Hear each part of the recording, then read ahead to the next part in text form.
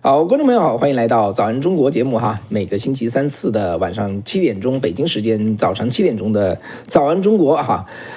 方伟时间的观众朋友大家好。那早安中国的频道，请高洁来打招呼。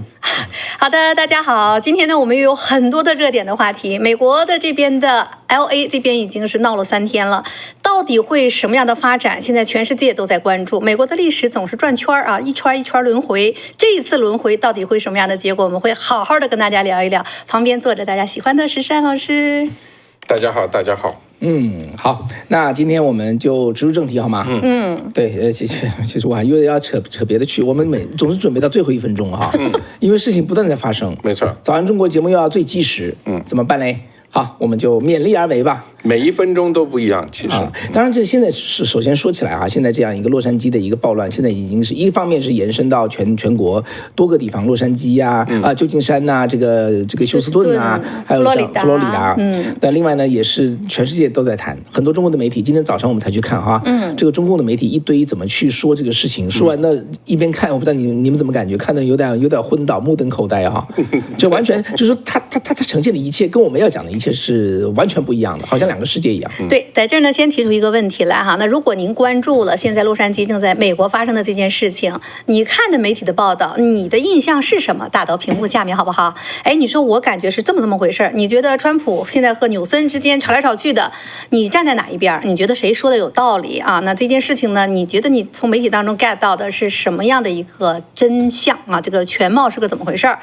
打下来，一会儿呢，我们跟您去互动啊，一起去讨论一下这个话题。当然，在讨论这个话题之前，方伟，咱们得去把上一期的节目的观众朋友的留言给大家说一下，好不好？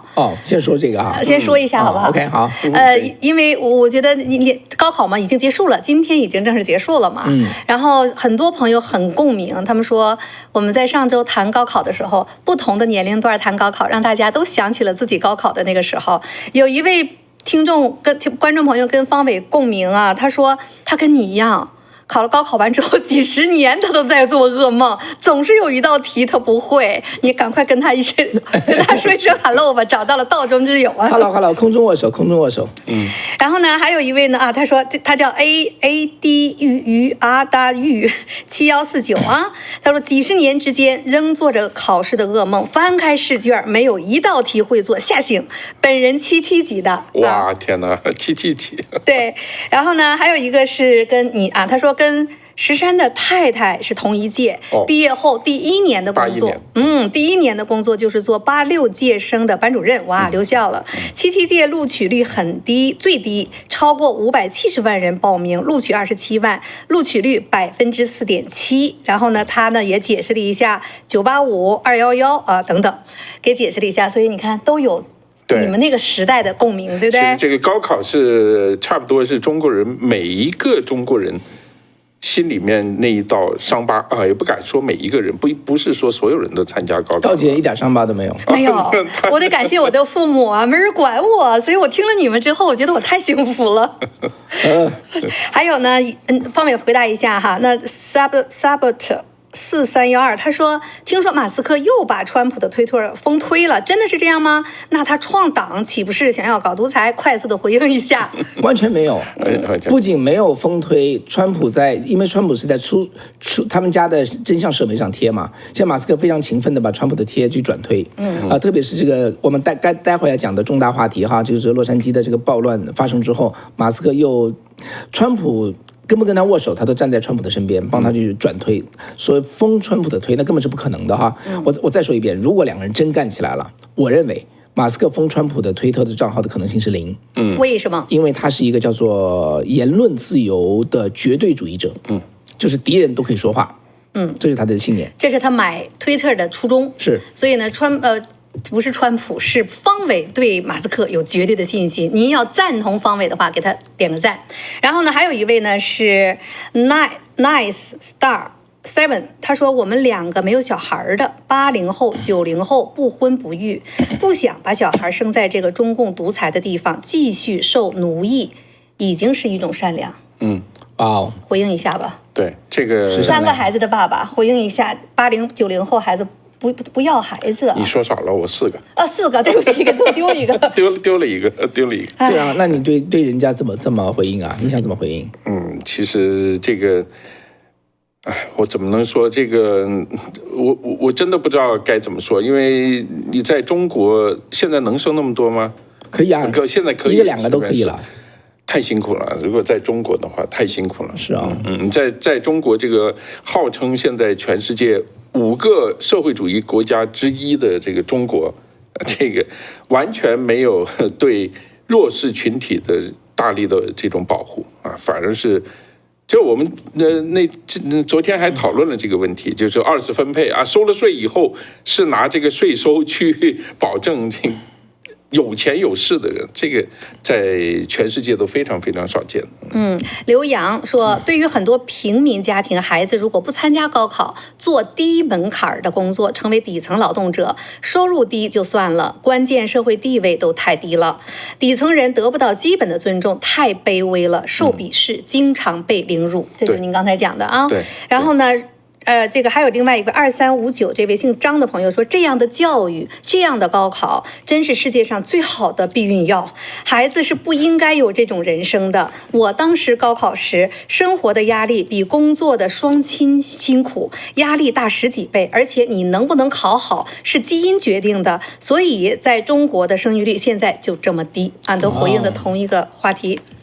那还有一位呢是羡慕在美国，他说我当年在国内大学工作时，一个国内硕士毕业的教师考到了美国大学留学，大概是读硕士或博士。他给我写信说，学业非常重，每天熬夜赶功课，说在美国大学1个学期读的书下的功夫比国内3年研究生还多。方伟来回应一下，美国读研究生什么感觉？同意，就2个字，同意。苦啊！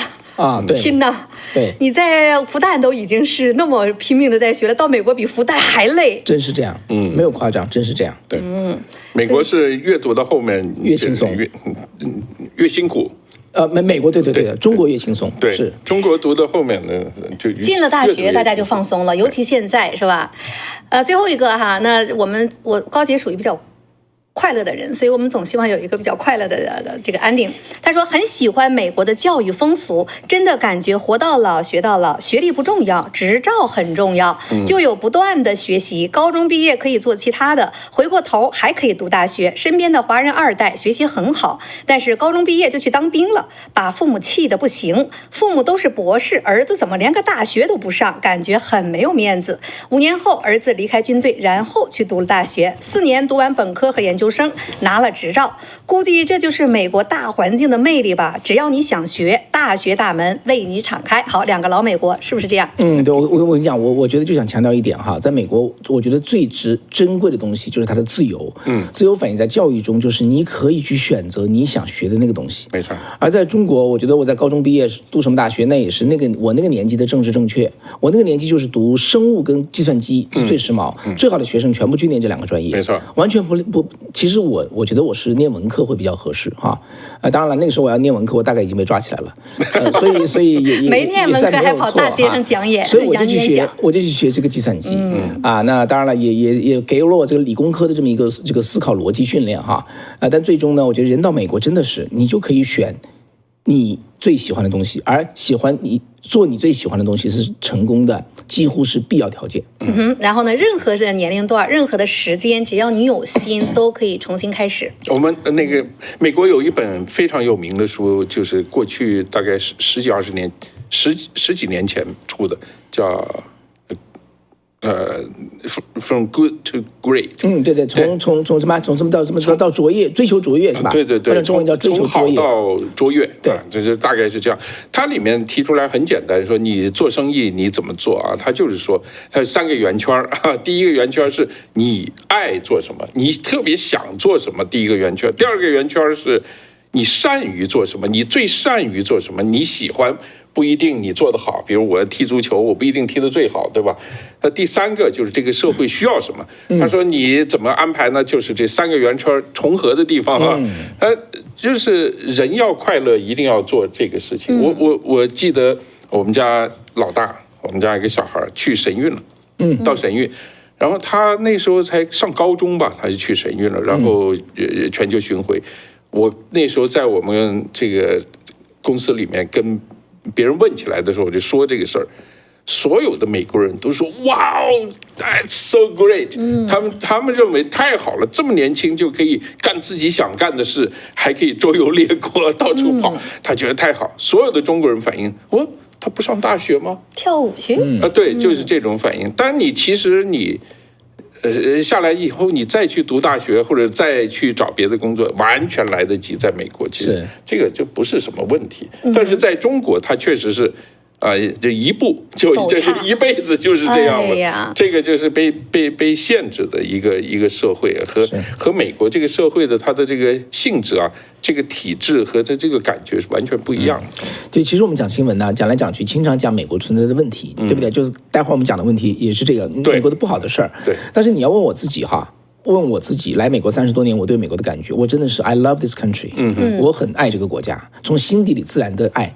所以在7月4号哈，这个庆祝美国这个飞驰过去的汽车插的这个美国旗，家庭前院插的旗，barbecue 的时候帽子上戴的旗，全是发自内心，出自本愿，出自自愿。美国人爱国是没有党组织去动员的，就是因为他爱这个国家。这就是谈论所有美国不好的东西的同时。存在的就是对美国的这种热爱。这个批评美国也是美国可爱的地方之一。对。哎，说到这儿，我也再插一句哈。那如果你到美国的话，我觉得特别对于中国大陆人，你发现没有？我们在这边移民都知道，从共产主义国家来的，从贫穷的国家来的移民。第一代都非常非常的努力，我们这很多大陆移民来是兜里是几块美元，赤手空拳拎着2个箱子到美国开始打工。那个年代出国的哪有钱呢？我就看到那么多优秀的，包括在硅谷哈那些华人的朋友们，无论是来自于台湾的经济条件还不错，从大陆来那时候真的很没有钱的，但是大家都。打拼出来自己一个稳定的生活，也呢去把自己的事业 build 得非常的好。我听过故事太多了，我听过无数的故事，说我这个到美国以后，我把鞋脱了以后，从里面拿出最后的这个100美元，如何，然后第一件事放下行李，第一件事就问去哪打工，去哪个餐馆，要人等等啊，诸如此类，非常非常多。本来我的故事我想留在那个后面讲的，但其实也可以在前面去谈一下。原来你知道，在广东谈到香港的时候，香港很自由、很繁华，大家都知道，但香港很乱，到处是枪战，哎呀，黑社会到处砍，是吧？如何都很害怕，灯红酒绿的世界。但是我到了香港，我发现香港比广东安全的多，社会上安全的多。但是呢，其实没有及时醒悟，因为这个东西啊。这个新闻报道对你的潜意识的影响是非常大的，所以我在香港92年，我看就是洛杉矶暴动啊，你回想一下，我有好几次机会可以到美国，我全部拒绝了。印象当中就是对美国太乱了。对，然后最后呢，到最后97年又有选择，可以到美国，也可以去英国，结果我们就莫名其妙就选了去了英国。其实。最后从英国再转到美国的时候，你生活在美国，你才发现这个社会和媒体上讲的是完全是2个国家，是完全是我可以这么说，这个作为一个外来的人，在美国生活比在英国。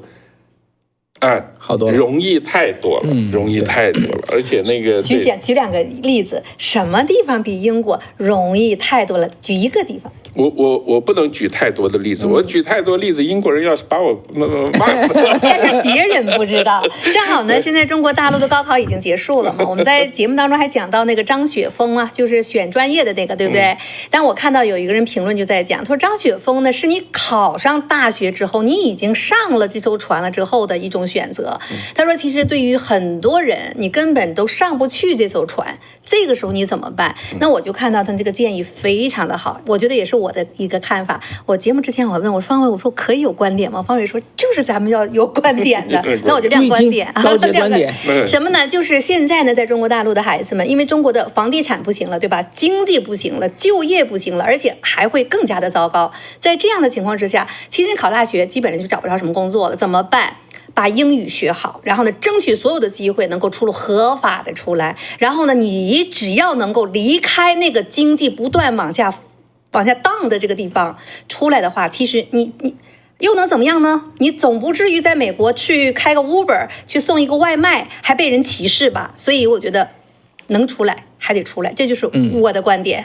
好，行，我再总结一下，我永远进入不了第一个话题了，就是第一个话题了。香港的警匪枪战是存在在电影里头，对不对？像台湾的叫做互相之间的暴力攻击是在立法院里头，美国的怎么讲？歧视这个是在电影里，电影里头，对，现实都是非常好的这个社会上不能说没有，你是偶尔可以感受到一点点啊。刚刚高杰叫我举例子，我是在英国的大街上见到，我曾经我在一个英国的一个商店里面干活哈。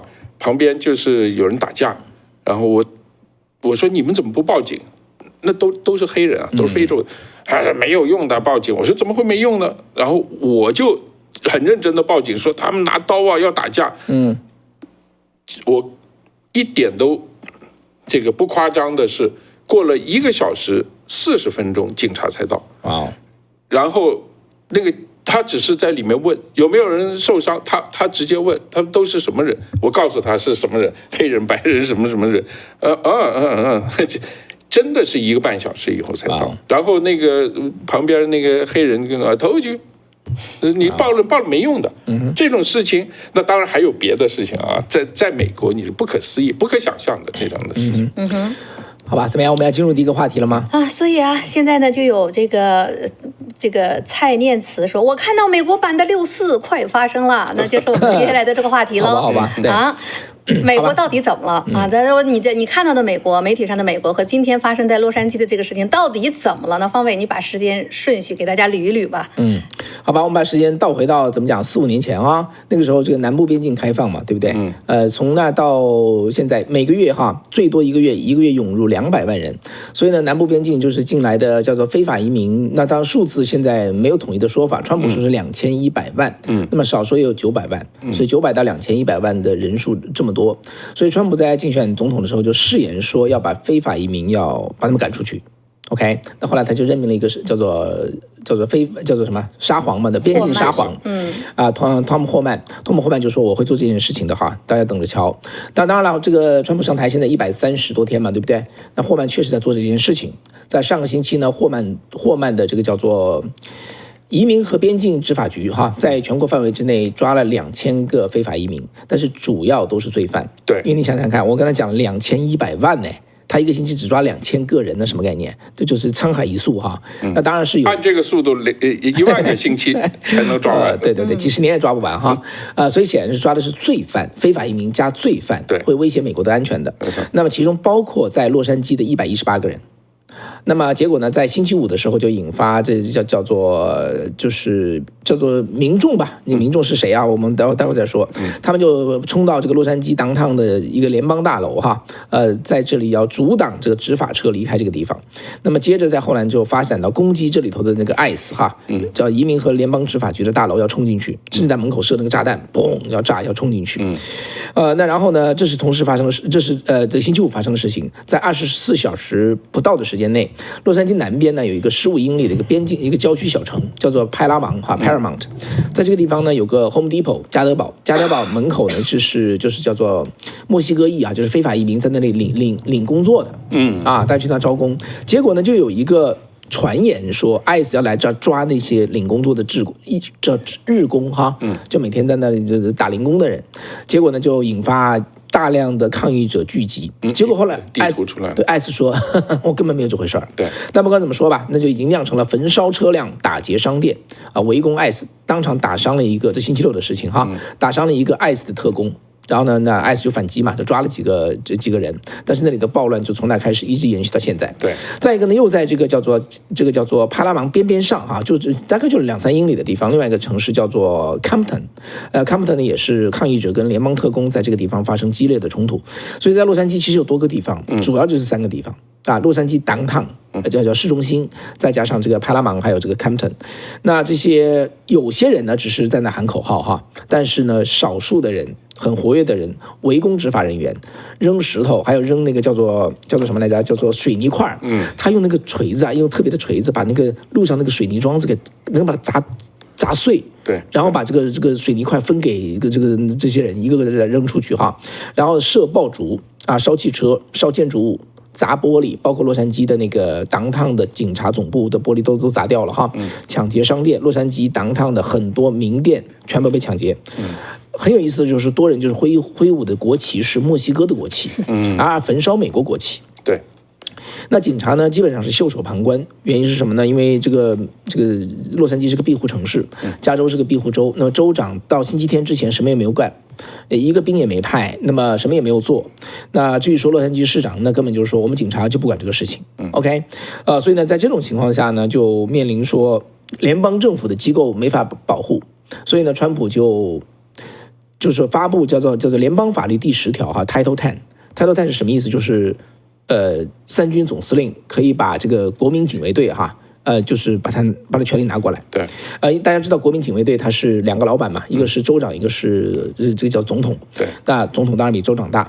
这个派了2000人进来，就是不是维持秩序哈，就是守住被暴民冲击的联邦的这个就叫做建筑，是这么个情况，他在守备呢哈。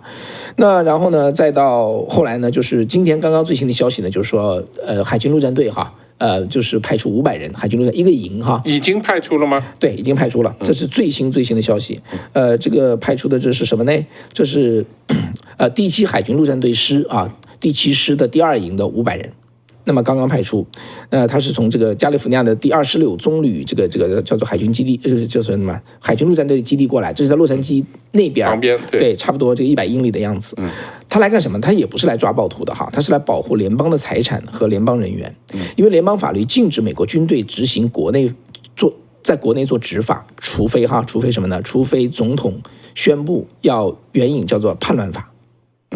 那么否则呢，他现在只能说是保护各个部门。那么这里就存在一个问题哈，那如果说抗议者当面顶到他们面前向他吐口水羞辱他们怎么办？这很有意思啊，这最新的一个消息哈。那么他怎么说的呢？他说联邦政府哈，就叫做向国民警卫队脸上吐口水，这些爱国者以前都被告知说要忍受，因为生活就是如此。但川普说，在我之下不行。谁要是吐口水，就当场抓他，马上打他。If you spit on me, you spit, we hit。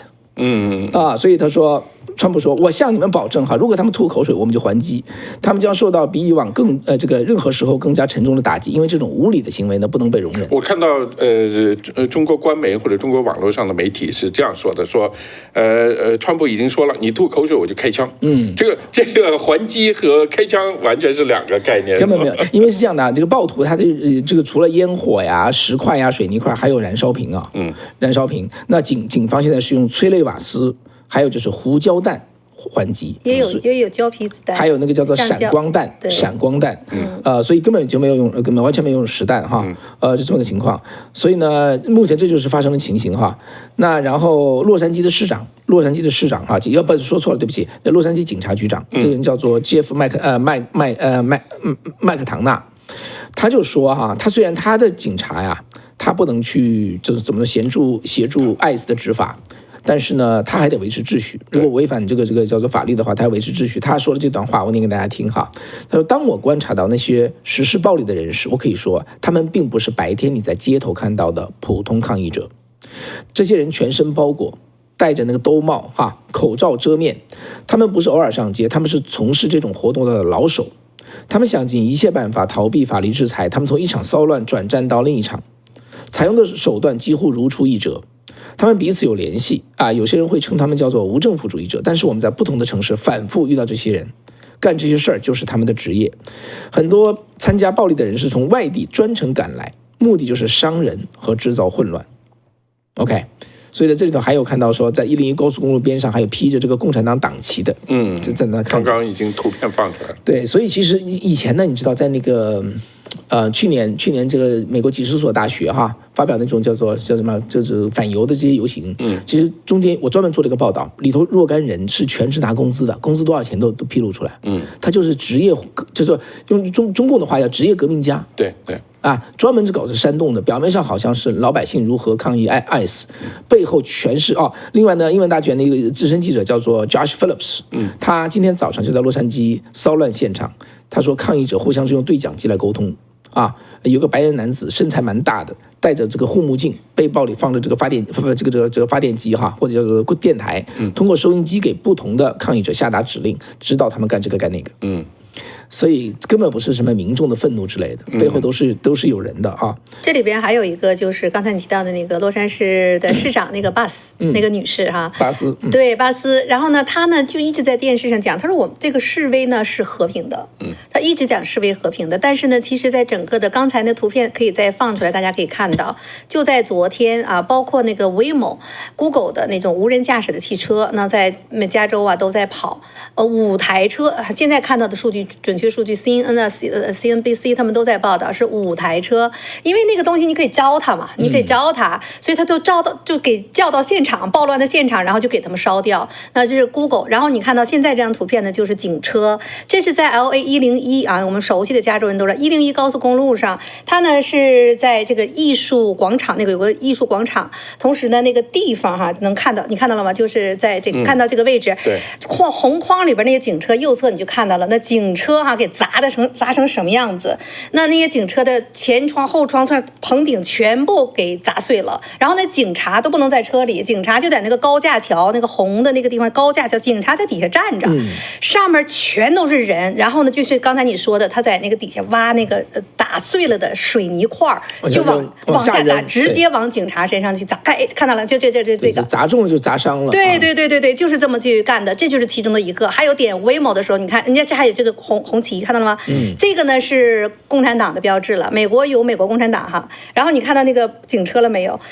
多辆警车，警察都在那桥底下这么躲着呢。他那个我不知道这边有没有那个图片，那个我看到的这一系列图片里面，其中有一张是警车被烧了，就整个警车被烧，然后 Waymo 被烧，包括呢现在呢移民就是ICE 的他们那个大楼里边抓的是移民嘛，有一些非法移民，然后呢就在楼里边在咚咚咚咚敲，关押的那个窗户在敲，因为它不是监狱，它是一个办公楼，临时关押的地方。那这个楼呢也被他们围着，就要冲击这个地方，而他们所保护的呢就在这个位置。最关键的这里边，它涉及到一些 7-Eleven， 还有一些小的商家、商场已经被冲击。你看到在昨天的时候，那个店主啊 owner 使劲推着这个门，但是你一个人怎么保护你自己的商店呢？就那些趁机去打砸抢的这些人，就不断的，最后就把他那个店门给他冲开了，进里边把那东西全都给抢劫光了。所以现在这种暴乱已经。那巴斯就他作为一个洛杉矶市长，他就说是和平抗议的。我看到最新的这个消息，当然他可以说这个趁火打劫的人不是抗议的人群啊，他可以这样去分啊。有的人这个趁这个混乱去做什么事。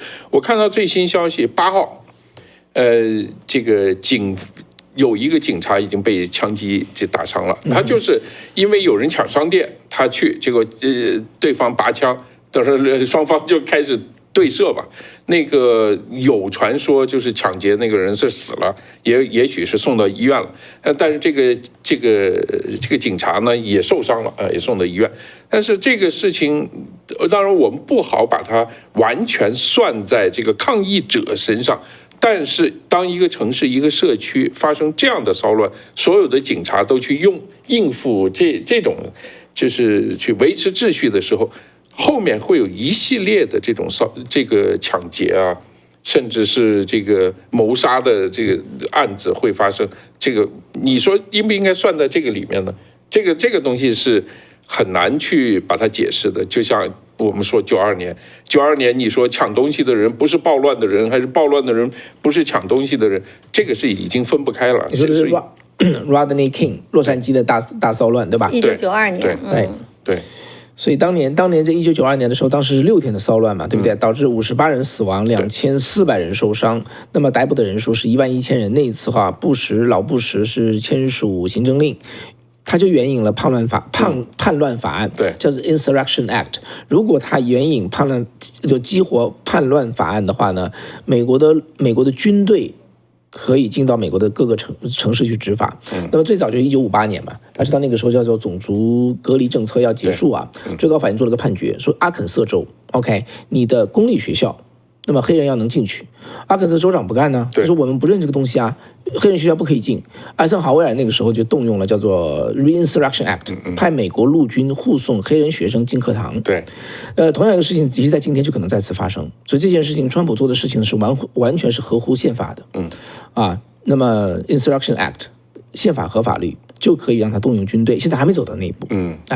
其实这个刚才讲到那个巴斯那个市长哈，洛杉矶。他现在是不管，他在洛杉矶的情况呢，他说我们是和平抗议，可是已经开始抢劫了，他仍然说是和平抗议的情况之下，他不管，他不管，他就是不想管的，因为我们在旧金山，在习近平访问旧金山和拜登他们做 IPEC 会议的时候，当时旧金山什么样子？当时旧金山遍地都是 homeless， 那旧金山是非常美丽的一个城市，市政府前 City Hall 前面都搭的那个帐篷，一条一条街全都是味道。当时旧金山真的是完蛋了。然后等到习近平来访的时候，旧金山一夜之间居然那么干净。所以他们不是没有能力，不是管不了，他们是能做的很有能力的，他们真的，我们说突然原来不是不能管的啊，原来是可以做的这么干净的。原来我们还以为人力不足呢，就根本不是那么回事儿。那么现在你到洛杉矶这个地方，这个巴斯市长呢，我看到的时候，因为我们是从旧金山来的，我觉得是非常相似的这样一个情况。你有没有管？你管没管？你有没有能力管？那么川普呢，就直接就在讲到。他直接骂纽森嘛，他说纽森这家伙的那个挺好的，对，我很喜欢他，但是他很无能，你们不管，你不能管，所以我们来管。所以川普就直接把联邦的这个国民自卫队联邦化，然后呢他自己你要不行弄不了，我再派我的更加。军队就进来了，这个在美国历史上不断的在去有，所以这里边首先我觉得有一个问题就是你这个事件啊，这个事件到底是不是一个暴力事件了，是不是骚乱了？政府警力啊，你该不该管？那么川普该不该介入？那你怎么看？这个事情啊，当然很多华人啊，也有不同的看法。当然，全世界的人都有不同的看法。我觉得最重要的是要厘清几个基本的事实。第一个，他们这个 ICE 应不应该去抓人抓这些人？第一个。你知道这个美国的左媒，包括亚洲的媒体，很多人都说这个是川普的反移民政策，他漏掉两个很重要的字，就非法两个字。反非法移民政策是吗？对，应该是反非法移民政策啊。我们经常谈这个世界啊，以前美国人很自大，大家有个笑话说这个对很多美国人来说，这个世界就两个国家，一个叫美国，一个叫其他国家啊，是只有两个国家。因为他都懒得去了解这个世界啊，但是这个是现在就是这样，你可以想象，一个非法移民，如果当局去有人抓他，这个事件放在全世界任何一个国家都不会引起任何问题的。你说在中国会引起问题吗？你说在日本或者在香港、台湾啊，任何一个地方。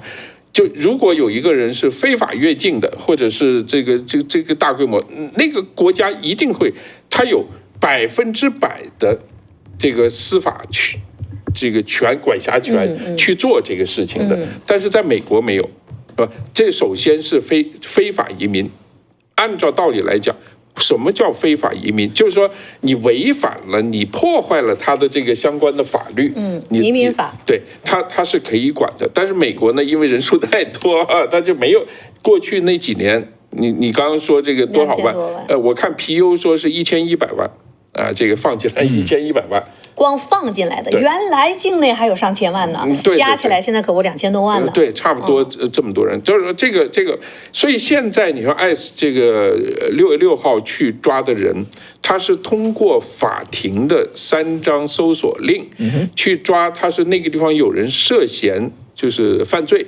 我看的那个国土安全部发出来的有几个问题，他说这些人涉及到几个问题，他们抓的这些人啊，包括。运毒，偷运人口，对家庭暴力，就是他在房子里面去打自己家里面的人啊，或者怎么样，还有一些就是诸如此类吧，有这个，所以在美国的川普的政策就是说，非法移民我怎么处理呢？我们有一个长期我们可以考虑啊，这个，但是所有这些人只要在美国违反了法律，犯罪了。马上抓起来，马上遣返。这个是我不说这个，我们不说他是不是移民啊或者非法移民的问题啊。如果一个美国人贩毒，该不该抓呢？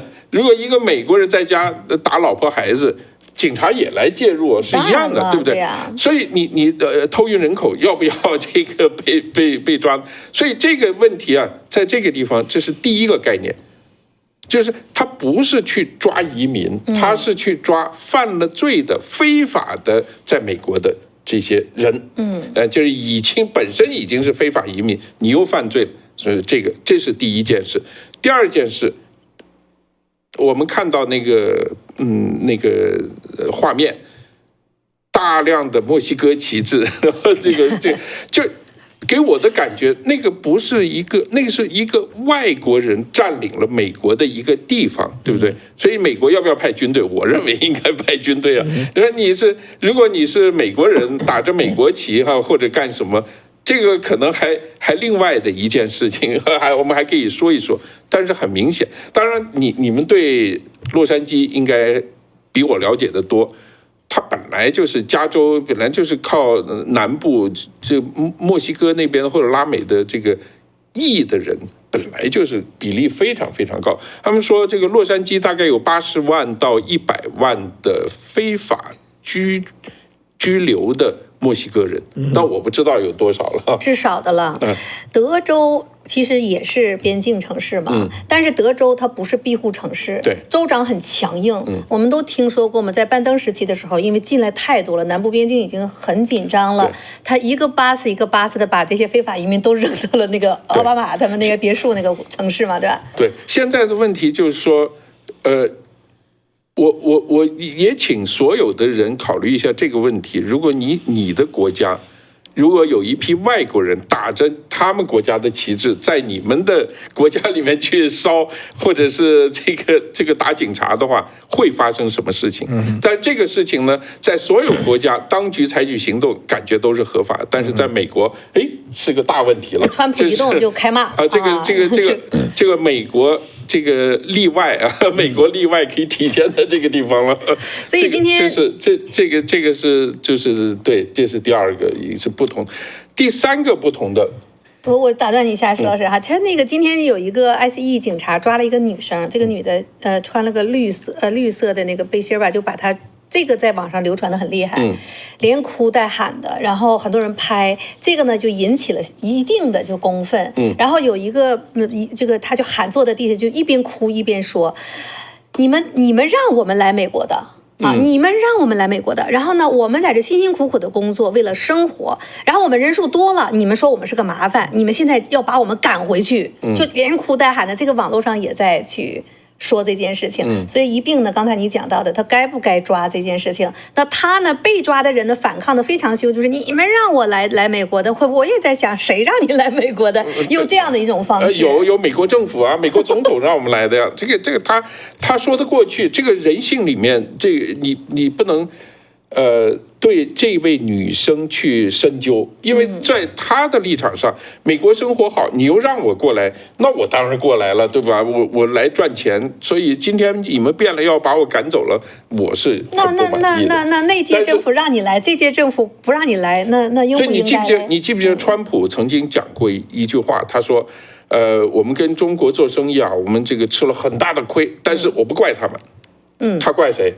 我们自己的政府怪美国政府啊，他要改变的就是这个东西嘛。你这么笨，你自己造成的。对呀。那他之所以要参政，要这么强硬的，他就是看到这些问题嘛。所以这个是我们刚刚讲了2个不同的地方。第3个就是这场整个这个暴乱是谁攻击谁，这个很重要，是因为有的朋友跟我就说啊，这个跟19年香港的反送中运动是啊，这个很像，还有的说跟6·4很像跟6·4很像，但是这个里面的最大的区别是，最先发起攻击的是谁？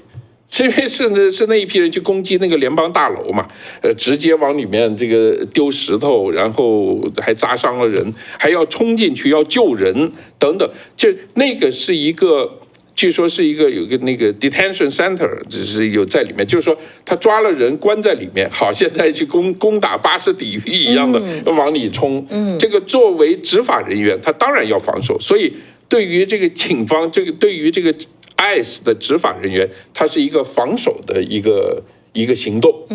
当这个事情发生以后，洛杉矶的警方派人去，然后再把这些就是攻击政府这个建筑和攻击执法人员这批人再给驱散，这是第一件事刚刚发生的事情。然后在不同的地方呢，就开始有人造谣，鼓动人群，然后就主动去攻击，所以它有一个进攻方和一个防守方的问题。所以你在香港这个情况不是，大家只是站那儿抗议，然后警方过来就开始啊，这个驱赶啊什么，但是什么都没做啊。这个包括在6·4的情况，基本上都是这个所谓和平，我们讲啊，是真的是那个叫和平示威，这个叫和平示威吗？如果动用了这个石头放火，然后烧汽车这种东西，叫做和平示威吗？那洛杉矶市长就说他们是和平示威。对，我插一句啊，在美国的宪法第一修正案呢，确实你站在那只是喊口号，确实是没人管你。对，没错。当然，除非你导致叫做阻塞交通啊，哪些地方人家进不来啊，那就是洛杉矶警方在星期天晚上说 downtown 是一个叫做 illegal assembly，就是这个时候非法集会了。对。但是如果产生不了妨碍别人的话呢，你喊几天都没人管你，那叫不动手。对。关键是这一次是大量的动手。燃烧弹、石块，这个焚烧车子等等之类的哈，所以在这种情况下，你还说它是和平，就是说很多民主党的叫做民选官员，说是这是一个和平抗议，对，眼前看到的大家就是完全是大家没眼睛吗？黑白，对不对？一堆的暴力，但他说就是和平这个抗议。现在还有一个问题，1992年洛杉矶大暴动的时候，大家都知道很多华人商店受损失，唯一能保住的一个地方就是韩国城，是很有名哈。韩国人自己把枪就开干，但是现在已经不行了。现在在加州这是违法的，不行，自卫都不行。跑到你们家，如果别人没把你的脑袋打开的，给你砸烂的时候，你是不能自卫的啊，不能开枪自卫。你不能开枪自卫的，那就是说，那个说实话，你脑袋被别人砍开的时候，你还自卫个屁呀！这个，所以这个法律，你政府不派人管，你还不让老百姓自己管自己，这个完全就是另外一回事了。我看我就认为这个背后真的是有人有别的目的。当然是我们直接说了，就是民主党里面有一批人，就是把这个作为一个工具，作为国内的政治斗争，这是太明显不过了。好，我讲一下我对这个事情的看法啊。我觉得石山对这些的分析呢，我觉得都是很有道理哈。我就讲一下我个人的看法啊。所以背后这在美国目前存在的这个问题，就是美国的一种价值斗争。对啊，这件事情的根源，在我看来呢，就是美国的共产党，但是它不叫共产党，它可能把自己叫做 progressive 哈，叫做进步党，叫做进步势力，叫做安提法，叫做什么黑名贵之类的一回事儿。它叫一个名字，真正的名字哈，是在水面之下的名字，藏起来的名字叫做共产党。那么呢，他们是先是哈，这当然我说的不是民主党，是民主党里头的极端的那一部分。对，先用煽动对 ICE 的仇恨。已经讲了几个月了，ICE 会来抄你的家，会如何，会把和平这个叫生活的人，这个让他们对他们施加暴力，所以呢，大家对 ICE 哈，就是很多这些非法移民社区的，或者说受民主党极左翼影响的人民，对这件事情就是非常的怎么讲呢？就是非常的有敌意。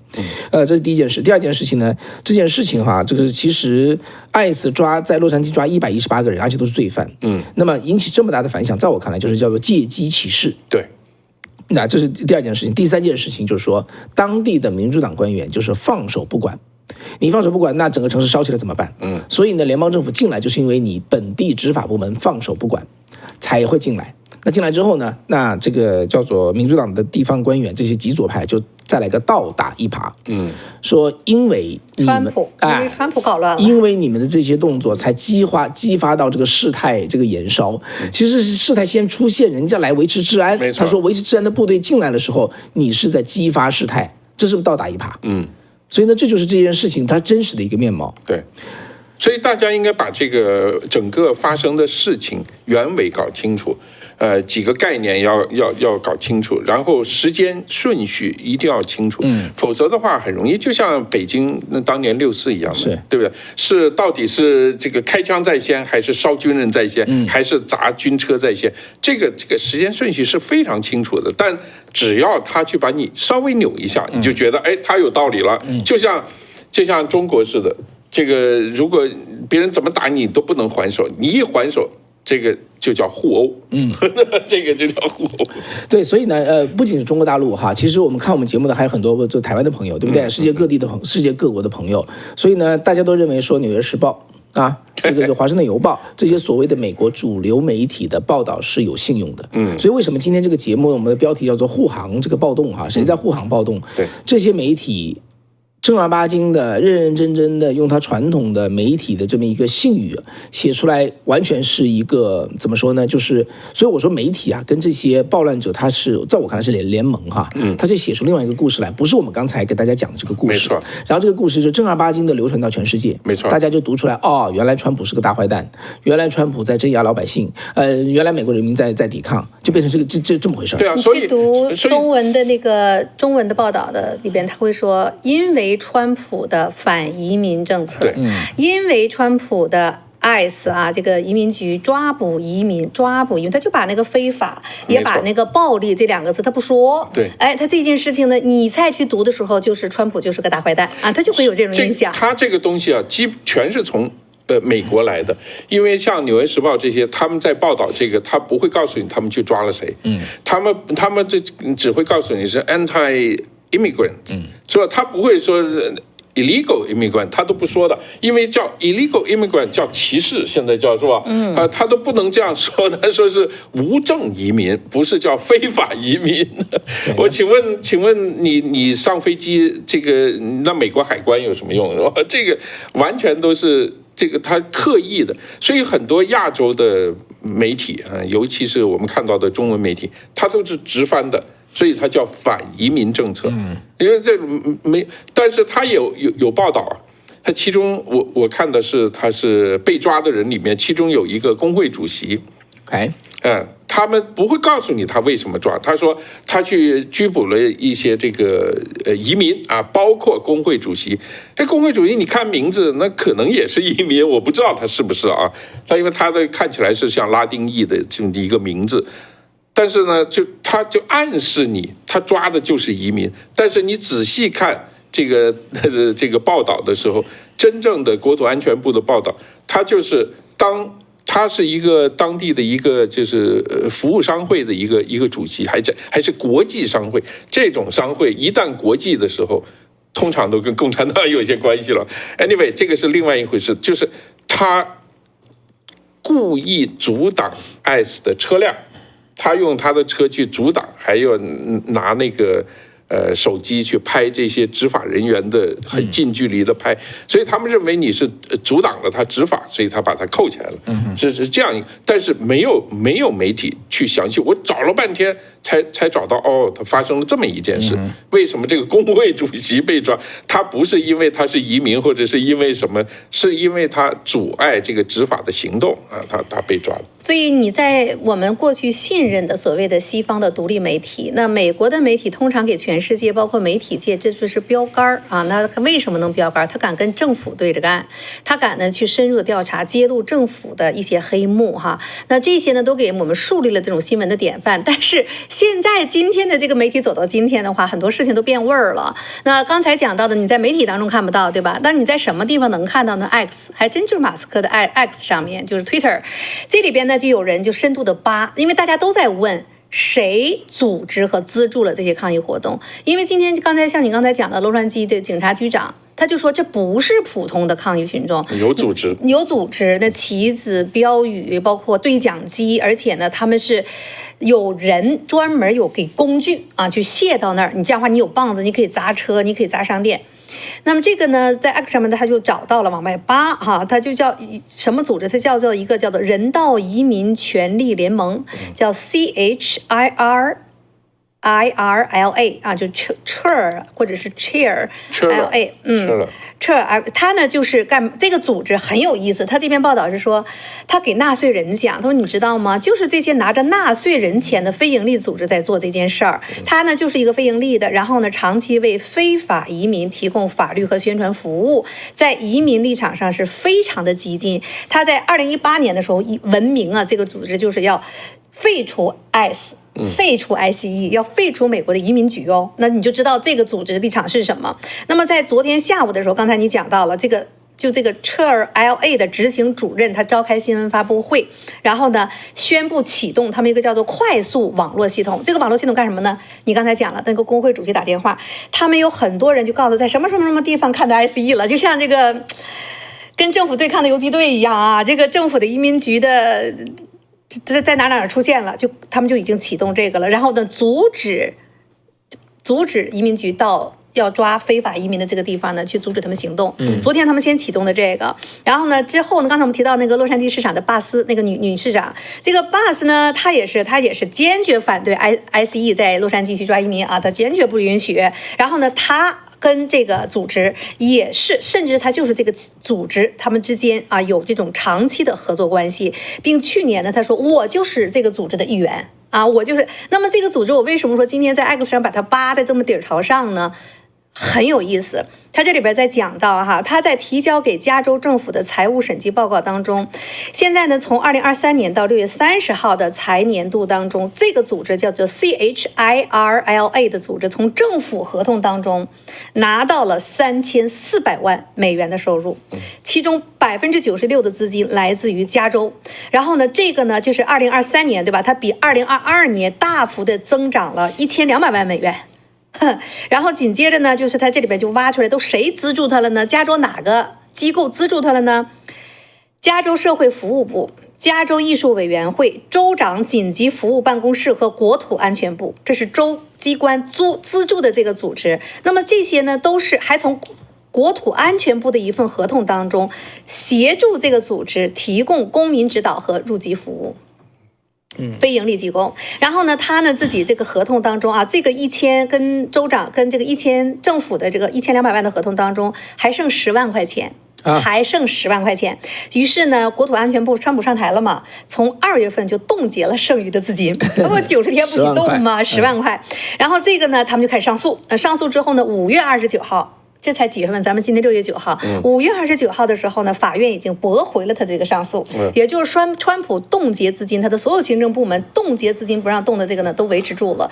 这个结论是什么呢？就是纳税人的钱，政府拿了之后，然后呢，从政府的各个部门资助了这样的一个组织，这个组织不仅专门为非法移民提供各种服务和咨询，而且现在呢，他们还在组织非法移民，对抗联邦政府的对非法移民的搜查。就是这是其中的一个组织，这其中还有其他的组织，我就先不说了。对，所以美国一缸子啊，这种所谓的 NGO 啊，特别是服务非法移民的 NGO，都是假 NGO。他钱根本就不是从私人那里募款来的，或者是谁自己捐款出来的。这个问题啊，我有一些大概不太一样的看法啊。我认为这种救济渠道是应该存在的，也就是说，这个在政府的这个各种行动里面，他难免会犯错，他一定会犯错，他抓错人也好，或者是太过于暴力也好，或者是这些非法移民，他这个或者是合法移民，或者是非法移民，他确实有必要留在美国啊，他比如他受到迫害了，或者怎么样了，或者他面临一些问题了。他到了美国以后，他的生存有困难了，他需要有人帮助了。这样的组织它是有必要存在的，而且也有必要给他们提供法律的协助。但是这个东西都是法律，就是你要根据法律来做的。美国的这个司法救助也好，人道救助也好，这些都是有的。但是你不能因为你不能这个法律救助。这个系统本身去 against 法律本身，这个就过了。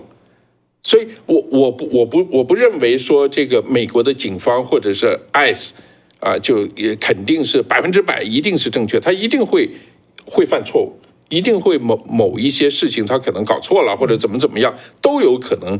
但是美国是存在这样的救助渠道的，这个司法救助渠道也好，人道救助渠道也好。但是如果因为有这样的错误，就要把这样的系统给推翻的话，其实这是一个假命题，这是一个恶意刻意想推翻政治制度的一个假命题。因为这样的事情我们在100年前的中国我们就已经见太多了，共产党怎么上台就是通过这个模式上台的，所以这个要特别小心背后的这个东西。但你又不能因为否定共产党的那种做法，结果把这个关注底层民众的这种机制又把它彻底推翻。但是我知道这个里面有一些，或者我们这么说吧，真正做大恶的都是理想主义者。我不知道他们是恶意的，还是他们确实是理想主义者啊。但是真正对这个社会造成大的损害的都是这种人，包括希特勒也好，毛泽东也好啊，绝对都是理想主义者。这个是非常可怕的这批人。我再往前说一步啊，可能我的想法也跟你有些地方不一样哈。我认为呢，对人民的福利，对于某些特别是不能照顾自己的人的福利，这是应该的。但是关键是谁做？那从我所研究的美国宪法或者美国这个国家设计的机制来说，就是政府不要做，政府做三个问题。第一呢，没有人对钱负责，对钱的效率负责。第二呢，容易滋生腐败，钱一边走一边往外偷。第三，拿钱的人想当然，政府给我的天经地义，明年不给了他就造反。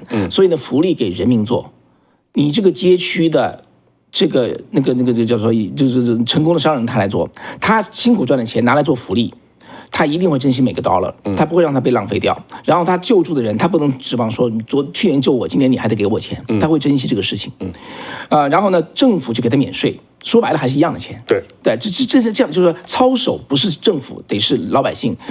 那所以呢，我是现在认为这些 NGO 啊，它这个问题在于它拿的是政府钱，它其实是政府部门的一个延伸。这种事情搞下来的话呢，就是出现很多的问题。这就是我认为哈，就是美国版的共产主义的一种表现形态，一种生成的形态。但这件事情是可以纠正的，你只要把福利这件事情让给老百姓做。那曾经有人说嘛，这个斯考森教授跟我讲哈，人家提问题说政府不能办福利，那谁能办？那教授的话说，除了政府之外，谁都可以办。所以我觉得有道理哈。所以你拿了政府的钱，那你拿谁钱财给谁消灾嘛？对啊，我们看到了过去拿了政府的钱，他就宣扬这一届政府的一些做法，这就是其他的副作用。所以这就等于说，政府的权利通过这些 NGO 非盈利机构呢，它已经在对社会做了更多的过多的干涉了。这也是为什么最起码我觉得在今年2024年选举的过程当中，我们也看了川普上台之后这几个月的民调，非法移民这件事情，美国不管左右两党80%的选民同意，对，这叫选民授权。对非法移民这件事情，包括川普去封锁用军队封锁南部边境，在国内遣返这种有犯罪记录的这种非法移民，他是得到两党的选民都同意的，80%是最高的。所以从这个角度上呢，你现在洛杉矶，你现在不管，你可能会造成什么样的一个损失？1992年洛杉矶暴动的时候，最后导致了是7000多个火灾，3000多家企业3000多家企业被遭到破坏，造成10亿美元的损失。1992年，1200多栋房屋被烧毁，7000多个火灾嘛，3100家的这种企业，所以你这个我们再回头推，我们还不会忘记吧？当时弗洛伊德的那个案件，现在这件事情，我估计弗洛伊德这件事情回头一点一点会慢慢给翻过来。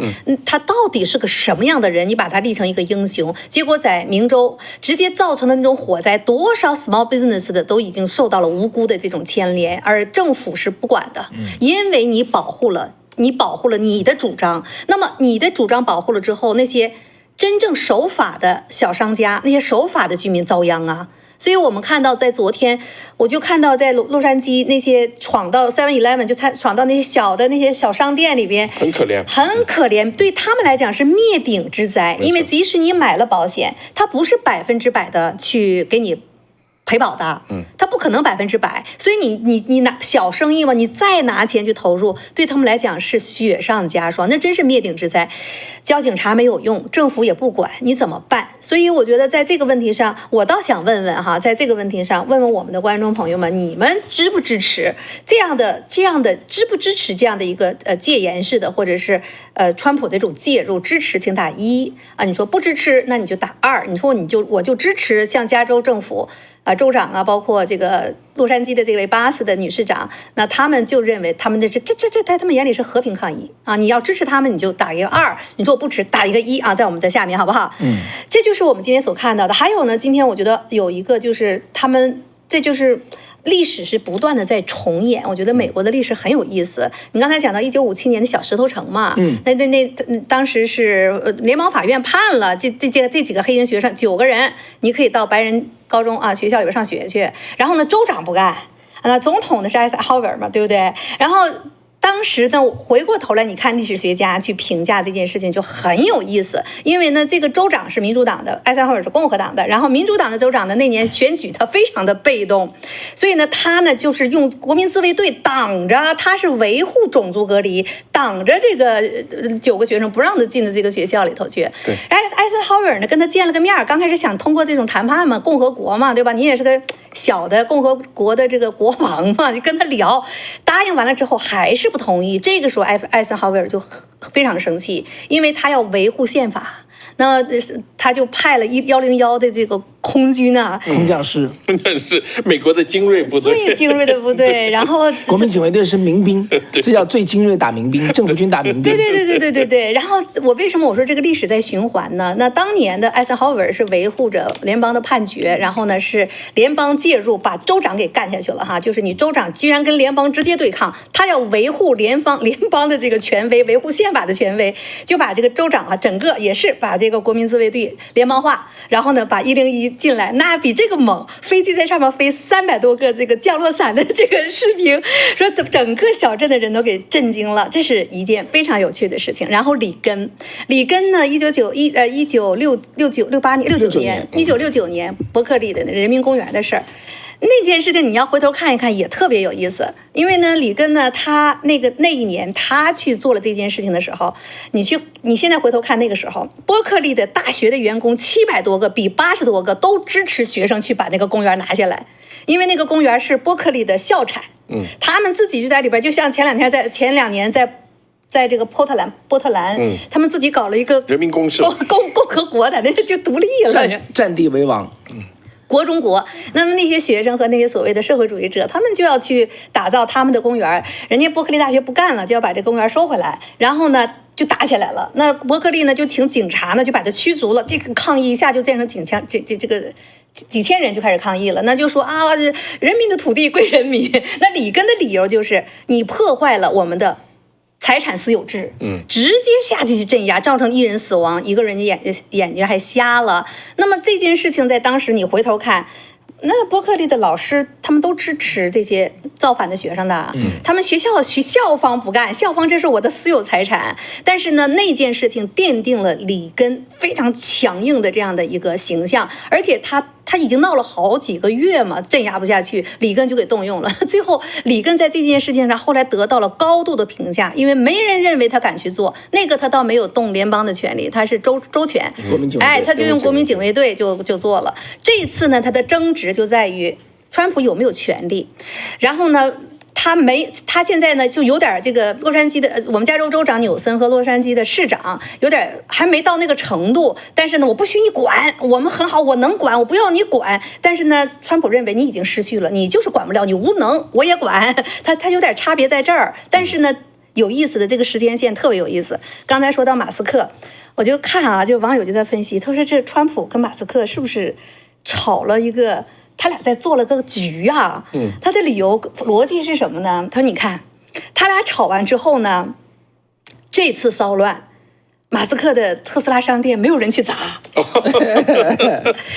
然后这次骚乱原来是上个星期4就预谋好的，对吧？就是大家说他俩是不是在做局呀？然后呢，还有一个呢，就是这个你看哈，这个纽森现在呢都说他是2028年要竞选总统嘛，代表民主党，对吧？然后呢，网友就在网上就做了一个这个 AI 的动画，后边就是洛杉矶的这个四处烟火，然后呢，他就说我要2008要竞选总统了，所以呢，他现在呢打造了一个他在为非法移民对抗川普的这样一个形象，所以呢，这个。每一次的这个历史的循环，后边在美国的国内都有很多很多的方方面面的因素在这里边，可是媒体不去报道去，你这就到哪能看到真相呢？谁得听方伟的节目，得听石山的节目，得听早安中国的节目。高姐，你刚才说的这个话，我做一个简单的一个简化哈，就是1969年的伯克莱分校的人民公园的事情，跟这次的洛杉矶的事情是一模一样的事情，背后的因素是一模一样的，都是美国版的共产党以不同的形式冒头出来，然后上次是受到这个里根的弹压，这次受到川普的弹压，所以我觉得结局也会是一样。你要说共产党，大家就会觉得。那个是好搞社会主义哈，就是人民的土地是人民，管你是谁的这个 title， 我想用的事儿我就得拿过来。所以呢，这是我们能理解，这是搞社会主义了。那你这次是非法移民呢？我就看到有网友就在讲啊，他说人家这些移民辛辛苦苦的打点工，安安稳稳的过日子，你没事去抓人家干什么？还说交税哈？对呀，人家也交税呀，那你没事抓人家干什么？你这做的太过分了。对，这就是美国版的，我所了解的哈，我所研究的美国版的共产主义，它的方式，没错，你知道对吧？中国共产党那就叫阶级斗争，对不对？对，共产党也想夺权，一定得有他的部队，他的部队是什么呢？中国共产党看来看去，农民人数最多，我就在农民跟地主之间造成这个叫做什么？这是尖锐的矛盾。没有矛盾，我也把它说出矛盾来。没错。那么在美国，他不能这么玩啊，农民只有2%，对不对？人家农民个中产阶级啊，全世界农民第一，就是农业大国第一是美国，对，做不了这件事情，工人也是基本上中产阶级，那就只好去找什么来着？找这个叫做黑人，找西班牙裔，找印第安人，找女人，找亚裔啊。以前找亚裔，现在不找亚裔了哈，不找了。对，这些就是他的阶级斗争，他的种族斗争的部队。对，所以在这种情况下呢，反映在洛杉矶暴乱，那就是这些进来的这些叫做只要是被压迫的哈，只要是叫做弱势的，只要是没钱的，全是革命队伍，全都是政治正确的队伍。所以呢。这个版本跟当年是一样的，只是有一点就是表现不一样，本质是一模一样的。我不知道有多少朋友能认同这样的看法啊？大家可以表达你的看法，认同不认同都可以啊，大家可以说一下。这里面有2个常识哈，我也想听听你们的一些看法。很多人觉得美国有自由，对吧？有自由就什么都干，尤其呢，以前总标榜这种跟政府对着干，就成了一种标兵式的人物哈，不管是媒体啊还是什么样的，那。其实我觉得我在做一种培训或者是公民培训的时候，我印象当中非常深啊，被嘱咐的都是说，警察你不要去跟他俩说道理，他是个工具，你说道理到法院，你可以走法律程序，这是一。第二个，联邦大楼、办公大楼、政府的大楼，你不可以呢去冲击。我记得当时1月6号嘛，就2020年1月6号，就是进 DC 白宫啊，就是国会大厦的时候。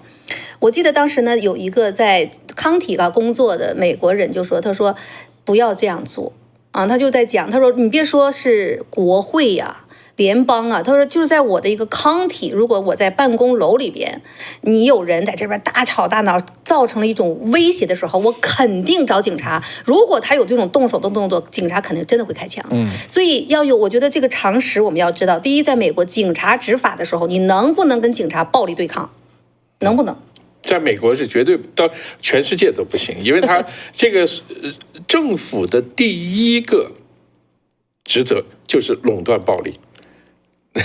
就是第一个职责就是垄断暴力，你们就所有国家都不能用司法，是吧？你都不，就是说你个人你不能用你自己的暴力去追求你认为的正义，你是不允许的。所以政府是垄断暴力，这个是首先是，只不过当他垄断暴力的时候，这个社会上只剩下你有暴力的时候，你很容易滥用暴力，所以再用别的方法来制约这个被垄断的暴力，这个是很重要。所以在美国，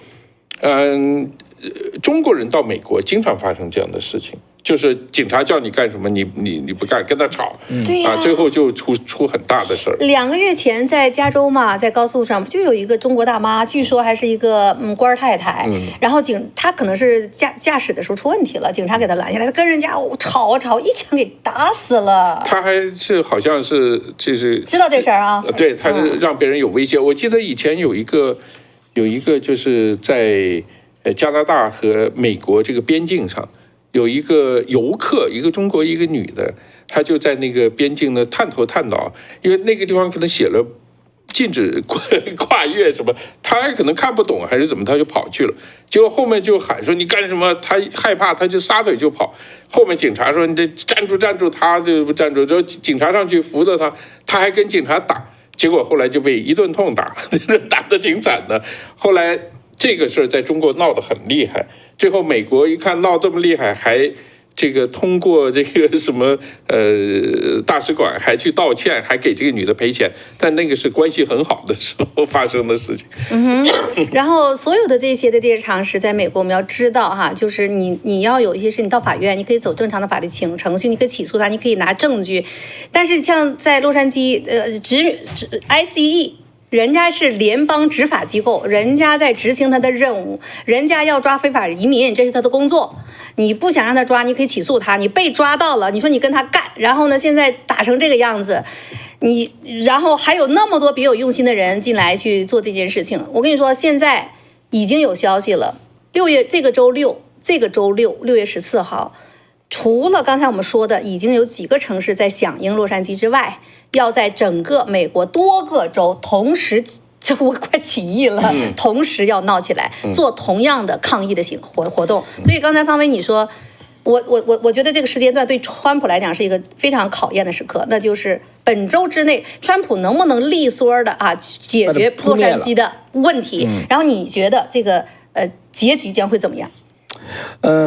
对，这是往前预计哈，我的判断不一定对，但是我觉得呢，这次不一定能扬得起来。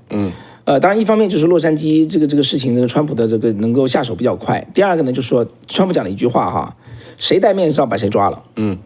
因为这些就是背后操纵的人呐，他都是伪装的很好。这些人真的是一个城市一个城市跑的，到处去点火呀。假如把他们全部抓了，全部撕开你是谁，张三李四全部给看牢你了，就会瓦解他的这叫做到处点火的骨干力量。因为这些什么安提法呀，什么黑名贵这些背后的这些组织，这些叫做核心人员，这些个职业活动家，他并没有几千几万，我觉得可能就是1、2千而已。那么把他们全看住了，他们的这个叫做什么呢？煽动的能力就会减弱很多。当然了，这也不好说。我认为这次因为在2020年弗洛伊德那件事情是140个城市点着了，对，所以这次他肯定是同样的目标，甚至比当年还要大。对，我们就看看最后他能扩展到什么地步？我先问问我们的观众朋友们，你们觉得这时间因为大规模的可能在下周6月14号就要开始现在网上看到的，你们预计川普能不能在本周之内，甚至是3天之内，能不能把这件事情压下去？能打一个1，不能打一个2。那反正我们都知道，如果洛杉矶这件事情你处理不好，压不下去，不能及时的压下去的话，那很可能我们周6就会看到更大范围的这个骚乱。好，那施战你怎么看？我也觉得，我觉得这个你要知道，这个背后共产党的运作完全就是这个模式，就是制造各种问题啊。我觉得够呛，你觉得够呛能他压下去？对，就起码有一段时间呢，因为这个是你知道要背后有媒体，背后有大量的政府，比如很多市长、很多州长。还有这个金钱背后在运作这个事，还要包括媒体在背后运作这个事情，它就是非常不简单的一件事，不那么容易，而且，在美国的这个右派都是这个完全一盘散沙，右派是没有组织的，他也不组织，对，这个，但是左派是。这个像安提法这些呢，是这个叫什么处心积虑，他们自己不但有钱有来源，有钱的来源，他们还有训练的基地，因为这个就上次黑名贵的时间，已经有人把这些视频，他们训练的这个视频都发出来了。他们怎么样在这个对付城市里面怎么对付警察，怎么搞各种各样的一些，他们是，我以为，川普上台以后会调查，其实是最后。把这个后面的黑手应该可以挖一批出来，结果什么都没做，我就知道这个后面一定还会有事发生的。所有人都在等一个机会，他们可能觉得现在这个机会来了，我觉得会，反而我觉得发作一下可能是好事儿。所以起码把面罩全部扒下来，可以查到一批人。刚才呢，我们上一个民调呢，就是川普应不应该介入哈？我们95%的朋友370多票哈，都认为川普应该介入。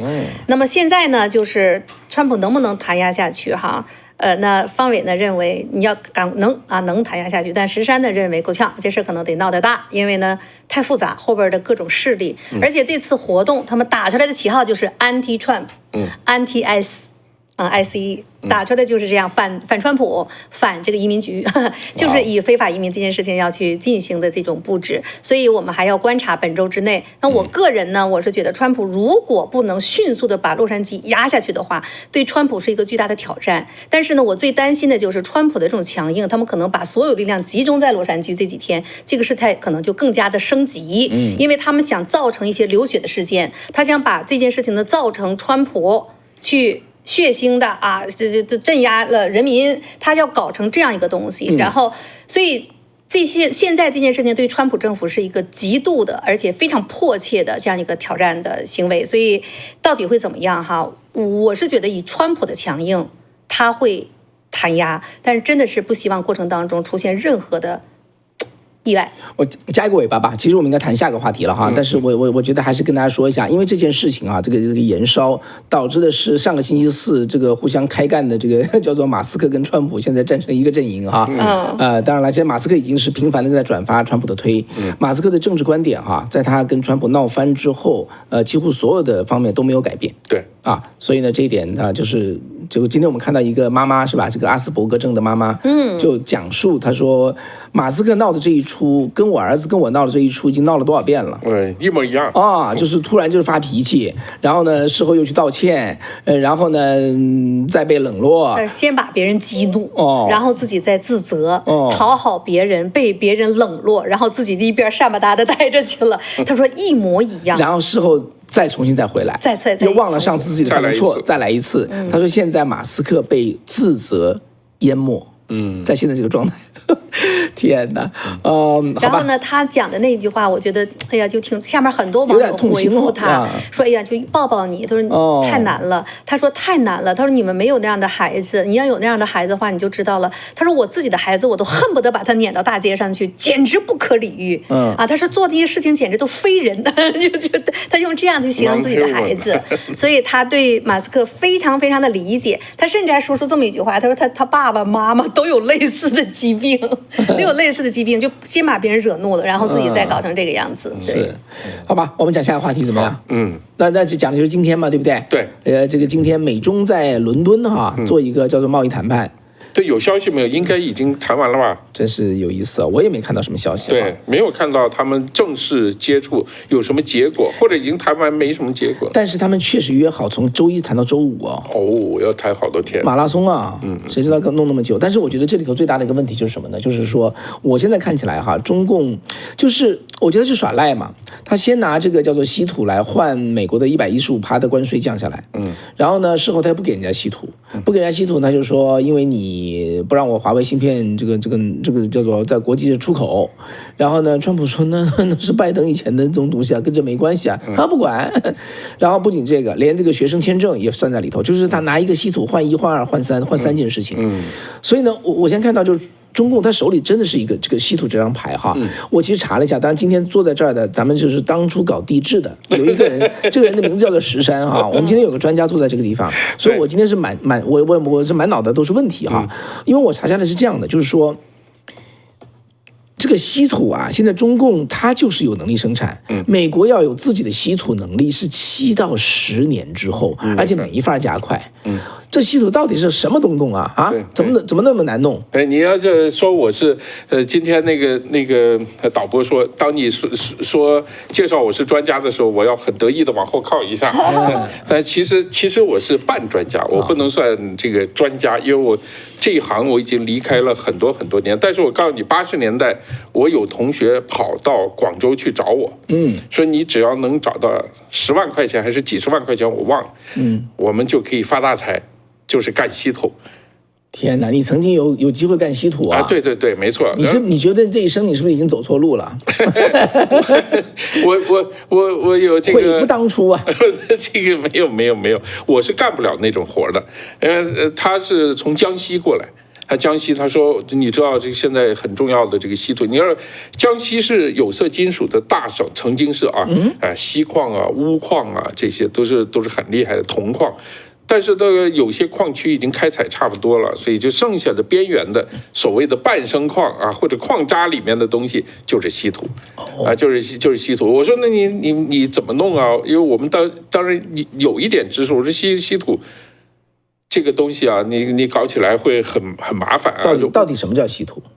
稀土其实就是有两个这个系列的那个元素周期表里面有2个系列的这个所谓的金属吧，金属，但是非常叫稀土，但它并不稀少。OK， 它在地球上是很多的，但是它这种矿从来不是富集的矿，没有聚在一起，它不聚在一起的，所以你很难发现。你不像铁啊，铁我们可以找到40%、60%、80%的这个铁矿的这个富集度啊，包括铜啊什么这，但是稀土这个东西，它永远是在别的矿里面伴生在里面的，但是总量并不少，但是你怎么样把它弄出来，这个是比较难，所以大家都说啊，这个首先讲一个东西，就是什么叫矿，什么叫矿？很多人说啊，这个是矿，那个是矿，这个中国稀土矿多少，其他国家矿多少？矿这个东西啊，其实就是石头啊，咱们这普通讲就是石头，石头里面有各种各样的含量，那么那这个怎么成了矿了呢？其实就是你开采的这个成本，比你在市场上买更低，你就是矿了。就是说你把它挖出来，自己把这里面的东西做出来了。这个能卖出去，那这个东西就是矿，否则的话它就不是矿。你自己做出来，这个比市场更贵，那你就没必要嘛，没有商业价值，没有商业价值。你比如说这个，我们说这个西藏啊，这个藏中有一个很大的铜矿啊，全世界排名第3，但是你算一算，就挖出来。比这个国际市场卖的还贵2倍3倍，那你就没有必要。它太难挖了，这太难挖，不算矿了。你如果放在沿海地区，它就好挖了。但是放到那个地方，你要修公路、修铁路，你要建电站，你要搞一系列的这个基本建设，你一算就划不来，是吧？但它是这个还可以放在那儿，说我以后啊，这说不定可以做。所以矿这个东西呢，跟价格有关系。跟价格有关，所以稀土这个东西啊，现在为什么美国不能做？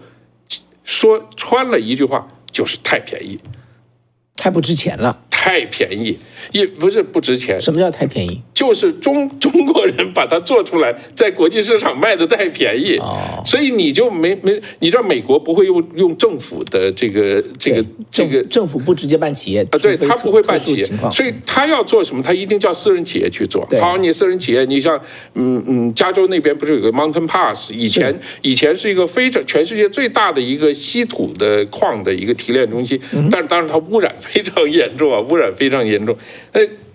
你叫一个企业去办这个就是做这个稀土，愿不愿意做？美国的私人公司当然可以做啊，你只要有利润就可以做。问题是，你现在看它500块钱1公斤的这个稀土啊，不管是哪种元素，等它用400公斤做出来，中国那边一降到200，你又完蛋了，你就不行了。哎，我听说这中共那边把稀土有意搞到卖得很便宜，是有这回事吗？我觉得这个2种因素都有。第一个最重要的就是环境因素，因为稀土的它不是说把它提炼出来，精炼稀土啊是一个挺困难的一件事情，所以但是为什么呢？因为它含量非常低啊，它含量非常低，它搞一大堆土才能有一点点稀土。没错，你首先要把这个矿先精选出来，所以我们在那个同学来找我的时候，就是其实我们是把那个矿渣啊，就是比如锡矿和钨矿的矿渣拿来以后。处理以后，把那个里面的元素把它富集出来，然后这个其实是稀土金属的矿，这个东西呢就可以拿去精炼了。他就是做的这个怎么做呢？我当时问他，我说你怎么做啊？他说哎呀太简单了，挖一个大池子，把那个东西倒进去，然后就把盐酸硫酸倒进去，然后他就把它给这个溶解出来，然后再把它的这个东西的废渣这个丢到河里去，然后再把那个重新结晶，就把那个稀土矿这个稀土矿就把它富集出来了。了解。那个污染是巨大，是非常非常巨大，所以强酸去把这个氧化物溶掉是吧？没错，当然它有几种方法，第一种方法就是所谓湿法，就是用酸剂或者用强碱或者用强酸。你想那个酸很厉害的，要 pH 值要超过10才能做这个事情，那是非常可怕。那手伸进去可能就完了，没了。那个污染是非常非常严重，所以那污染物怎么办呢？你的朋友怎么处理？就丢河里啊！天哪！你这就是直接开一个，那个江西河又多是吧？都是山，挖一条沟流到沟里面就流走了。这是多少年前的事儿？这个你说80年代的时候，80年代。Okay. 所以你知道，在中国开采它的代价是什么？到了2010几年的时候，有一个同学在国土资源部啊，他就有一次他就跟我说，他说你知道我们派了这个非常多的专家在全中国调查土壤里面的重金属含量，结果吓死人了。他说他们调查以后，中国20%的耕地是被重金属污染。哇，这个数据都不敢公布，就按住了，不敢公布。因为重金属直接就吸收到所有的农作物里面去了，我们吃的稻子啊，什么这些，尤其是，所以跟大家讲那个，像有一些中部啊，这个中南部的一些省份，他们的那个蘑菇你千万别吃，那个太可怕了。那个像这种，好 ，OK， 我们回到稀土，现在这个问题就是，有没有稀土？全世界都有。你比如说，中国现在产稀土产的最厉害的就是内蒙古，叫白云鄂博啊。其实过了边境，蒙古就有。OK， 蒙古是一样的东西，但是蒙古没有去钻探，他们也不愿意搞他们的草原，所以你在全世界的这个稀土矿表上面，你是看不到蒙古的这个在上面的。中国只是把所有的都探出来以后，我要干这个事情。但是稀土呢，它确实是对这个，因为它有非常特殊的一些光电的一些特性，做磁铁非常有效。对，它那个做磁铁是特别重要的一个，因为现在你知道像什么电动机，包括这个机器人里面都是靠电驱动的，这种都是需要磁铁，需要这个马达的，都需要超强的这种磁铁来驱动的，所以这个东西就变得现在是越来越重要，包括这个太空啊。太空你不可能搞个柴油机上去，你也没加油站是吧？你必须得靠电池是吧？所以那个就全都是靠马达，那个马达就是非常，它那个比天然的这个磁铁的这个强度要高15到20倍，所以它那个当然它发电就不是发电就是驱动了，靠电来驱动的这个力量就大很多，所以现在越往现在走，这个稀土里面的这些材料就越重要，非常非常重要。以前中国人，我们上大学的时候，那个教授给我们讲，说我们中国人很笨啊，这个都不知道。说日本呢跑到江西去买那个瓷器，然后呢就是你要不要雕花，我们给你价钱优惠，不就要白瓷器，就是直接做出来就给我们就行了。然后他说装船。都不是装船是倒进去的，是那个瓷器，这一个大货轮的，直接往里倒，噼里啪啦全摔烂了，丢里面。这中国人很奇怪，搞不懂，就派间谍去找半天，原来那里面含有某种这个，它不是元素，稀土元素，它不是稀土元素，它是另外一种叫锶。这个就可能跟电视机的显像管里面需要的那个金属有关，它就是很少了，它就拿回去，它把它重新这个当然是我们以前上大学的时候那个教授说的事情，就类似这样的事情。但现在中国政府就是，你说中国的稀土便宜，第一个是它的这个环保代价特别高。第二个，稀土并不是说很少，而是很多地方，你花岗岩的地区啊，很多地方都有。只不过就是说，对一般的老百姓来讲，我挖一挖，弄一弄，我就可以赚点钱啊。虽然说很便宜，搞到白菜价，我们说白菜价，几百块人民币就1公斤就可以卖。但是对于当地的人来讲，这个技术非常简单，挖个坑。买点硫酸倒进去，买点盐酸倒进去，然后把那个土丢进去，然后稍微浇一浇，他们就能干了。然后我弄出来几百块钱1公斤，我1年赚个几十万，我就够了。我管那么多，所以就大量的这个乡下的人都会去做这个事情，所以它就变得很便宜。所以到2011年，不是中国政府去把这些稀土矿全部收为国有，就把那个江西那一带的就全都给成立了一个国有稀土的这么一个企业，然后就进行价格垄断，用价格垄断来操纵国际市场，也操纵各个产业。当然，中国政府是发现这个东西太有用了，太有用。你知道，全世界，稀土还不是最厉害的。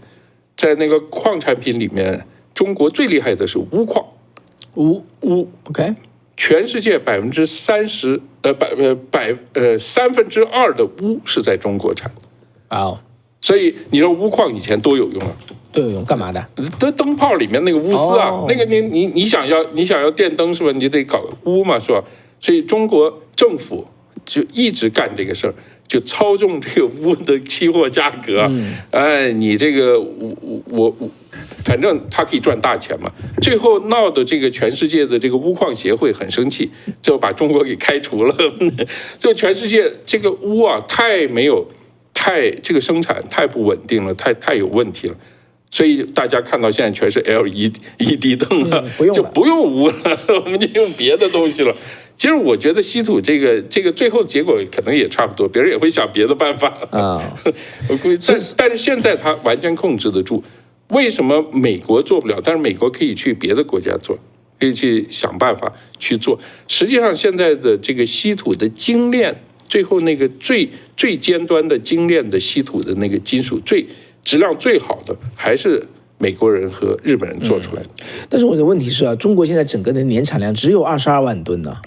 然后呢，美国要7到10年才做得出来。没错，美国不能卷起袖子半年就做出来吗？为什么做不出来？它可能涉及到，因为这就是美国人和中国人的一个区别，没法集中力量办大事。没错，除非发生战争。你要知道，那个第二次世界大战的时候，我特别惊讶那个故事啊。第二次世界大战的时候，日本人一算，说美国人不行，10年追不上我们，这飞机差这么多，你算算它的生产能力，1个月只能生产8架啊，这肯定这个可以。结果那个2次世界大战结束的时候，美国1年可以生产这个差不多10万架飞机，太可怕了。5天1艘军舰。那吓死日本人啊！所以这真的打仗起来的话，它就是还是可以的。它是另外一个机制，它是另外一套东西开始发挥作用。不过我看这个中美现在对这个稀土战打得这么激烈，要么今天节目做完了你改行吧，你重新再去追当年的这个稀土开稀土矿好不好？再去做稀土，对啊，在美国做了，反正地上到处都是嘛。不是早死很多年，污染很重啊。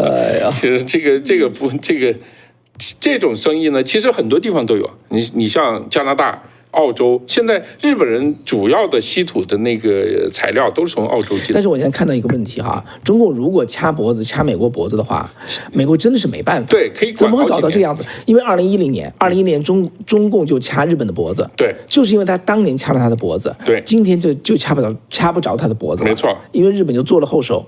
那美国呢？当年也没看见，但是就没准备后手。所以是川普说的嘛，这怪人家吗？但怪你自己啊！你明知道你每天必须吃这个东西，这个全部卡在他手上，然后他哪天不给你就嗝屁了。对，好事儿，不是说吗？这都是好事儿。中共呢，他总是这样做，那最后呢，就让大家都明白了，我跟你做买卖也好，跟你合作也好，不是一个真正的双赢，是你赢2次。那不大家就全世界越来越明白了吗？你暂时用这个东西卡住了美国的大脖子，好，就像当年嘛，你既然能卡住日本，日本能调整，美国难道不能调整吗？所以呢，咱们就慢慢看吧。不是，现在这个问题是，美国人可以卡中国的这个东西更多呀，对呀，非常非常多。科技的产品的这个各种东西非常非常多，中国还真的就没有别的太多东西，就这个稀土能卡一下，所以他就翻来覆去老是用，对不对？就用这个东西，就是最后迫使别人最后自己想个办法。那个他这个也挺有意思的。你刚才讲那个价格，中国的这个稀土，它现在自己企业也亏损，价格太低了。它有个叫北方稀土的，它的利润度第一季度，你说能降低多少？94%。他明明能赚大钱，他也不讲价，现在对吧？就是让海外的这些什么企业起不来。这个也是中国企业相互之间内卷的一个因素。然后它这里边还有一个呢，就是需求。中国它现在也是产能过剩，稀土它也过剩，因为下面的这个电动车还有这个风电都是大量的用稀土。除了汽车之外，电动车和风电是用稀土也是很多的。对，这部分产量现在都做不动了。美国这边政策整个就给停了，再也没有那么多的电动车要去搞这个电池啊等等这些东西，需求降低了。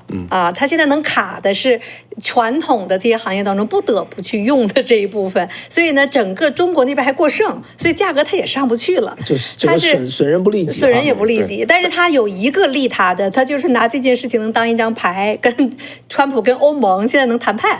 我不给你，我就掐着你，所以大家气得没招。但是呢，我觉得这是非常短期的一张牌。这美国人从2010年到现在，你知道美国人是非常过于自信的一个民族，因为他可能就是这么多年，他觉得这有什么了不起的？这个国家卡我一下，我能把我怎么着是吧？我们有办法可以解决这个问题，没事的。日本人不同，日本人是生活在这个安全感不足的环境里面，所以他很多时候一发现迹象，他就马上就要行动。美国人是最后把屁股打痛了，他才想，我怎么反击？真的是这样的，从来如此。对。那怎么看？你怎么看美中谈判的这些前景？我觉得拖，就一个字儿，拖，继续拖。我可以肯定他们继续拖。谈判谈来谈去就拖，谈成了，最后也是不落实，还要拖。就我的看法从来都是这样，他们一定会拖到明年去。然后最后才怎么样，就是要这个关税战要怎么打，要怎么，就一定要拖。看来这个什么广西壮族什么自治区的区长是吧？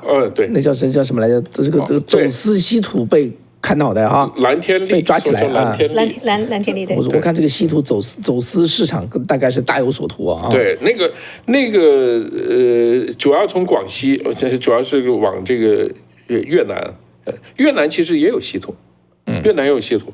对，他就是从中国做好了，然后送到越南去洗产地，越南说这是我们的，就拿去卖了。那个锂也特别有意思，智利是锂三角，就是那个做电池用的最多那个锂。锂电池。中国非常聪明，中国的企业很早就跑到智利去把那个矿都买下来，或者是合资。他们没有开发技术嘛，那中国有全套的开发技术。但是特别有意思，南非这些社会主义国家，他一翻脸他就变了，他一发现这个东西很赚钱，然后收归归国有，收归国有，给他各种执照呢吊销。后来就是难为的他呀，就是很多人在底下笑啊，说的这个社会主义老大哥呢被社会主义小弟呢也摆了一道啊，这个也挺有意思。你要看这里面东西特别好玩。智利还好，智利不能算社会主义国家，智利是非常有名的这个比较靠右派的国家。但是在这个问题上，他们真的是在收归国有了啊，很有意思。有关南美的这个为什么社会主义在南美啊特别流行，这个可以做节目以后可以谈一谈。OK，好，现在我们讲了多长时间了？1个小时44分钟了，我们要收尾了哈，这必须了。所以呢，要请我们的听众和观众朋友们给我们点个赞啊，也谢谢大家。一到这个时候都有3000多人还在线上听我们在这聊天，欢迎您呢打出您的观点哈，咱们一起聊天好不好？就像刚才我们分享您的大学的故事似的，对于梨呀，对于美国的这个事情啊，您怎么看？放到这里边是，然后呢，记得走之前能够订阅一下啊，早安中国这个节目的频道，还有放眼时间的频道，不要忘了。还有什么最后要嘱咐大家的？我看我们的衬衫还在那挂着呢。对，我的那个 T 恤，我的 T 恤那个不是说给我一件什么这个？一周之后就可以收到。1周之后，我们3个人就穿过一模一样的哈。1周之后，然后呢，如果您呢喜欢这个文化衫，我们这个文化衫不是一个普通的文化衫，是在我们在做节目的这个历史的 moment。我们把它拿出一个 slogan， 而这些呢口号或者是这些短句呢，都是你们写出来的，是我们一起来见证着这个历史的时刻，把它呢打到了一个文化衫上，你可以挂到墙上，你可以穿在身上，你可以在这个特殊的历史时刻呢，将这个文化衫展示给你周围的美国的社会和你周围的朋友，如果你有勇气的话。那今天的文化衫就是跟我去挖稀土，跟石山挖稀土，石山后悔没挖稀土。好不好？OK， 所以才有今天的早安中国啊！要不早就去。可见早安中国之珍贵啊！好吧，好，那我们就这样喽。好不好？好的，感谢大家的收看，走之前点一个赞好吗？对，得分享给更多的朋友啊！继续关注哈，本周之内呢，洛杉矶的发展的状况哈，那到底呢，川普会不会弹劾下去？我们听众朋友们，我看也是90%多啊。56%的人认为川普能够弹劾下去，24%的人认为弹劾不下去，18%的人认为不知道，他也不知道能不能弹劾下去。跟着我们的节目，慢慢你就知道了哈，看看谁预测的最准，时间是最好的验证。那咱们下次节目再见。OK，拜拜。